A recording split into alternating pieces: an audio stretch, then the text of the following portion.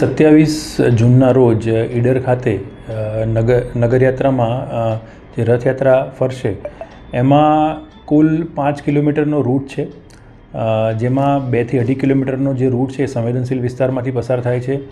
સમગ્ર બંદોબસ્તમાં 1 SP, 2 DYSP, 7 PI, 25 PSI અને લગભગ 700 જેટલા પોલીસ અને હોમગાર્ડનો બંદોબસ્ત ગોઠવવામાં આવ્યો છે.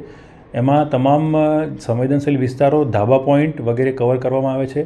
સમગ્ર રૂટને સીસીટીવીથી સજ્જ કરવામાં આવે છે. 80થી વધારે કેમેરા સીસીટીવી કેમેરા લગાડેલા છે અને એના ફીડ પણ કંટ્રોલ રૂમમાં બેસીને જોઈ શકાય છે.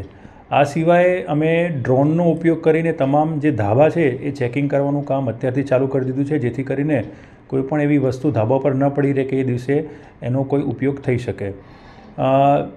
જે સમગ્ર રૂટ ઉપર છે એના અત્યારથી જ રૂટ પેટ્રોલિંગ છેલ્લા 1 અઠવાડિયાથી ચાલુ છે. લોકો સાથે વાતચીત કરીએ છીએ. રસ્તામાં જેટલા પણ ઘર આવે છે એ કોના ઘર છે એ તમામની પણ લિસ્ટ બનાવવાની કામગીરી થઈ ચૂકી છે. એટલે સમગ્ર રથયાત્રા શાંતિપૂર્વક પસાર થશે એવી અમને આશા છે.